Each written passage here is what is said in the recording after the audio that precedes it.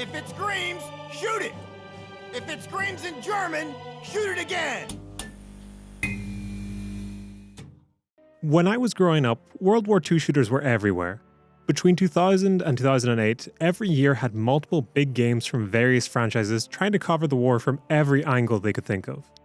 EA had Battlefield and Medal of Honor, Activision had Call of Duty, and while not as popular, Ubisoft had Brothers in Arms.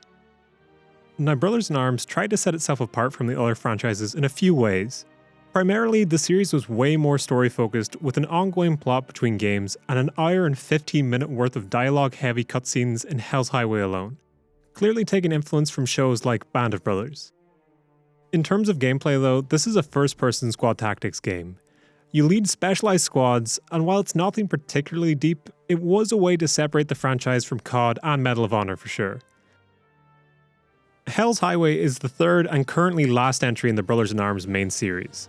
And if you're wondering why I'm talking about this one and not the earlier two, it's really simple. Young me somehow had this game on Xbox 360, but never spotted the others in my local GameStop. So while I might come back to them in the future, for now we're looking at this entry. Unless we want to talk about the DS game that I also somehow had. And despite what I said about ongoing plot between the games, I feel Hell's Highway does a really good job of summarizing the first two games in its opening cinematics in a way that I feel helps it hold up as a standalone entry. I'll give the full plot rundown later, but for now I'll just cover the setup for context. Hell's Highway is set during Operation Market Garden, an operation that intended to create a central path for the Allies to invade Germany through the Netherlands. But as the title of the game suggests, it didn't go well. The game itself was made by Gearbox and was released in 2008. So after Modern Warfare 1, but before Modern Warfare 2 really shifted FPSs to the modern shooter setting. This was also a year before Gearbox released Borderlands 1, moving them away from this franchise entirely. For the majority of this game, you're playing as Matt Baker, a US paratrooper whose character arc is essentially a descent into PTSD, with the story following his unit from the start to the very end of Operation Market Garden. Enough with the setup though, let's talk about some actual gameplay. Most missions in Hell's Highway are made up of a series of essentially small arenas. Now, usually these arenas have multiple routes available to take flanking positions or just to gradually move your squads up while the rest of your unit gives covering fire.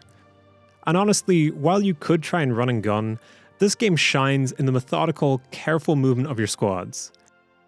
Commanding two squads to suppress while you get a third to move up, getting your bazooka to take out enemy cover, or just letting your guys cover you as you push around to flank is the entire essence of this game, and I feel the level design does a great job facilitating this in a usually organic way to the setting of the mission. There's a decent variety of arenas ranging from the hedgerows of rural Netherlands into the streets and gardens of towns and villages, as well as narrow stretches of streets and factories.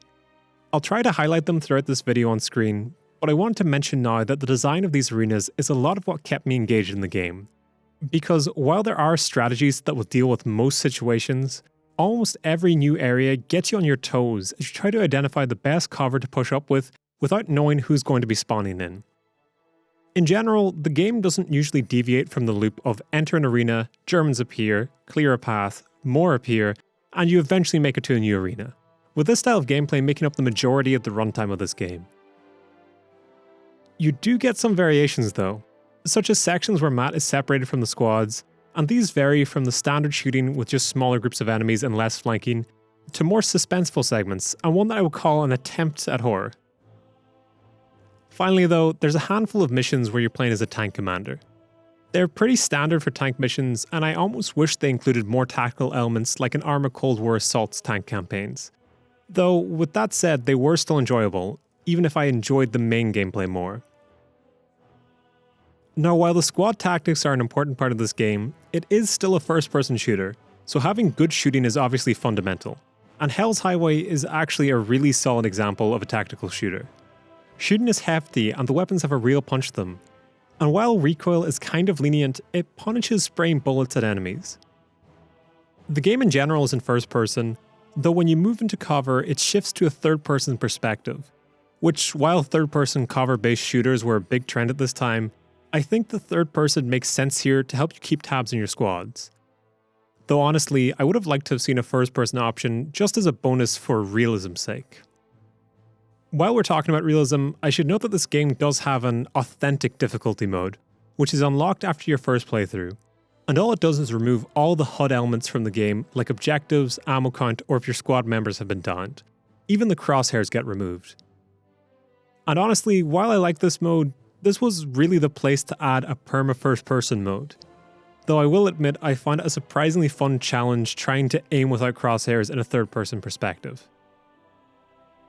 Finally on the shooting, the list of guns in this game aren't really something of note since they're mostly the standard World War II weapons of Thompsons, MP40 and 42s, Kar 98Ks and so on, but I definitely had some favourites among them.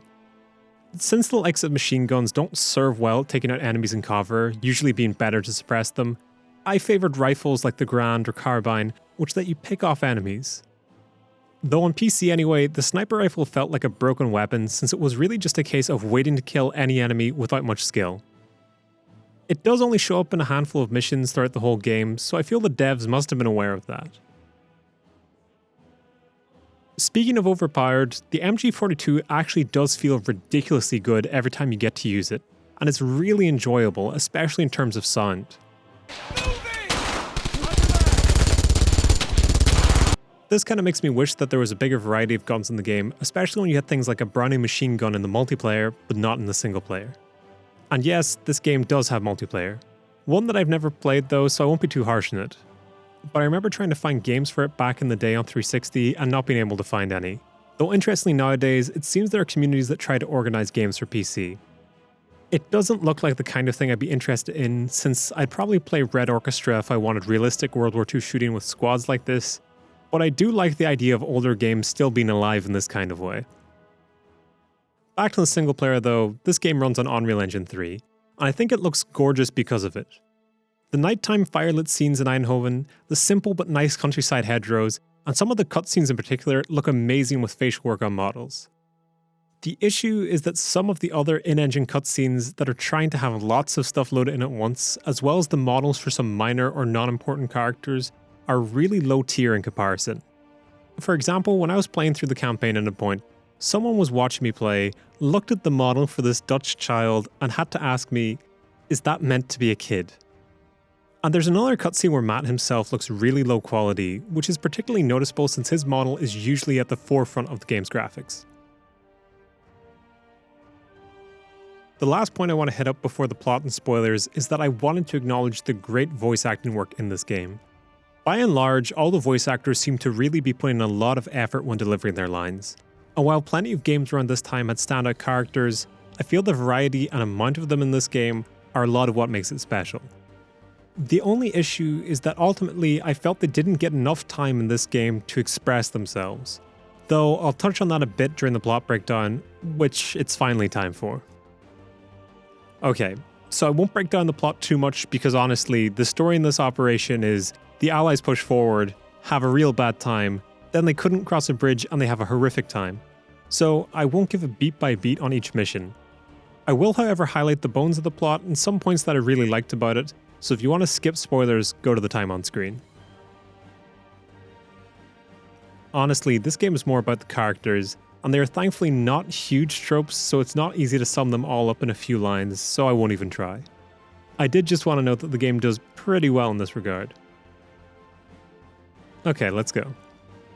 The whole game begins with a pretty long recap of the last few games. It's kept vague, but you get a sense for the important events that will be referenced in this game. You also get a bit of Matt's backstory, in that his dad was a soldier and he kind of has some repressed issues from his childhood in wanting to live up to his dad's expectations. Also, I don't know, but the young Matthew is given a giant fuck-off pistol as a gift feels like a very American plot point to me. The first mission of the game is actually from halfway through the plot and it ends with a cliffhanger before a 3 days earlier message flashes across the screen. And I didn't get this. I feel it's one of the few missteps for the game since it's overly dramatic for a first mission and gives away that a character dies who hasn't even been introduced to the plot yet, which I feel was a poor start for the plot's pacing. Skipping to the real beginning though, we get the very start of Operation Market Garden. And this has a really, really pretty cutscene of the gliders descending on the Netherlands, as well as stuff of the guys in England before the operation began. All these cutscenes are nice, but they also are a great way to introduce the cast. It also quickly shows that the game's creators really wanted to present cutscenes as if they were shot with real actors and cameras instead of being in a game engine, with lots of gentle shaking of the camera and that kind of thing. I think it's kind of admirable, even if it's a bit misguided to try and make games this way in my opinion. The standard for shooter plots around this time meant that the game didn't need to try and flesh out the squad mates, especially when you think of some of the competition that usually only chose to flesh out one or two characters. But it does add to the experience that when you're commanding squads around, it's the same guys who have their own personalities in cutscenes, and this is reflected in the gameplay. Anyway, you land in the Netherlands, make your way through the hedgerows, witness some atrocities, then move into a town, then witness some atrocities, then fight your way into a church. And well, here there's actually no standout atrocities, though just wait for them. There was a Dutch resistance member who gave you intel earlier on, and his son has gone missing, presumably trying to fight the Nazis. A Matt tries to track him down while he and the rest of the squad clear out some factories in Eindhoven. There's a comic relief moment in that a tank commander who has a fucking wild accent that is meant to be Scottish, maybe? Are you Becker? The name's Redwood. I had to help you get through this shithole. But I'm making it be safer from you boys in the 30. Unfortunately, but Dunga getting me killed. He loses it by the end of the mission somehow. After clearing out the factory, you have a sniper defense mission to protect the kid, and then you eventually go and rescue him. And here you have it. Eindhoven has been liberated and everyone is having an excellent time. The boy and his dad are reunited and all the troops celebrate, and honestly, I do appreciate this cutscene so much just for it sets up the atmosphere of joy in the city.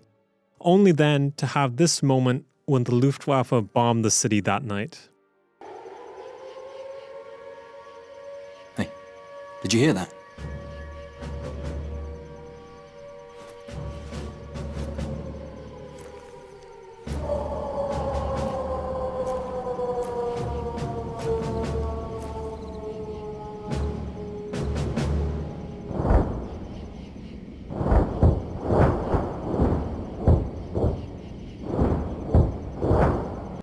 The shock and impact of watching the city burn and having to fight through it is probably one of the high points of the game visually. And it's during all this that Frankie, the guy we saw die in the prequel mission, runs off with a girl, who we saw die in the prequel mission. So while this mission has no emotional value in Frankie's death, it still is a decently done plot point. The entire mission is almost a breaking point for Matt, who finds the kid he saved and his dad dead in the explosion, only to then watch Frankie die as well. Basically, at this point his mental state is collapsing to the point that his closest friend, Red, is questioning if he's fit to keep fighting. Which does add up since Matt has been seeing his dead comrade from a previous game, Leggett, for most of this game. And during the asylum mission trying to find Frankie, the visions have only been getting worse, topped off with Matt now hearing Frankie's voice after he dies. This entire line of thought on the emotional impact of war is something that I really liked the game for trying, and I feel it did a by and large good job of trying it. Though I think this isn't an easy thing to write, and at times veers a little too close to tropes. Right, I'm going to wrap this up since while I enjoy the plot a lot, it's better experienced than just talked about. There's no twists really, and I'm just going to skip ahead a fair amount of story here and talk about the last mission. So my biggest complaint about this entire game is the final mission. And it's nothing against that particular mission, but it's just that it doesn't in any way feel like the Climax 2 campaign. And maybe that's the point in a roundabout way, since this game does deal with a failed operation.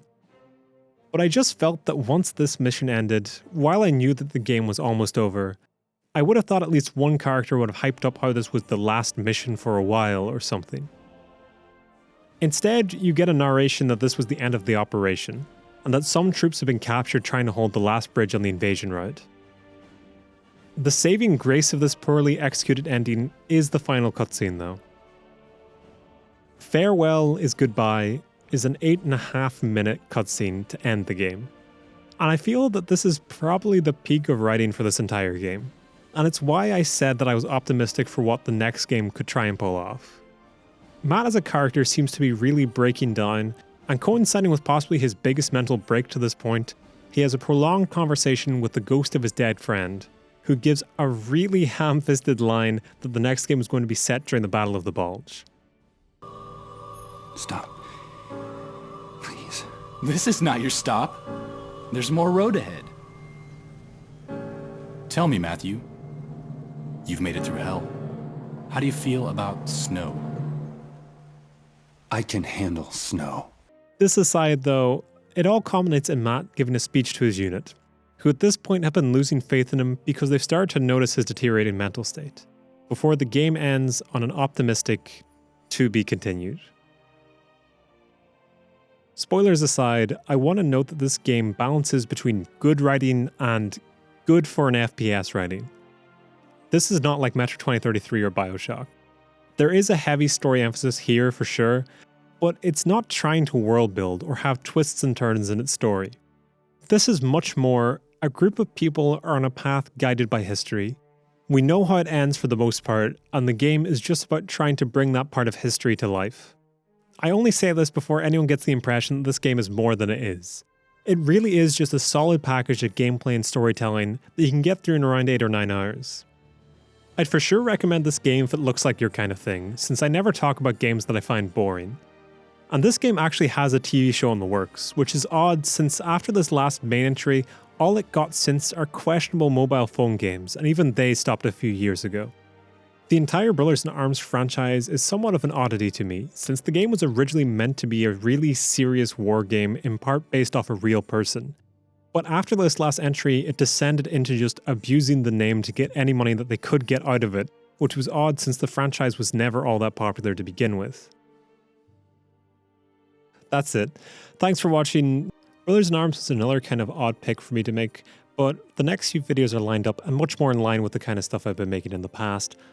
Next time we're going to space for a much requested game. Until then though, make sure to comment anything really. I love reading what you all have to say. Like this video because it really helps the channel. And I'll see you next time.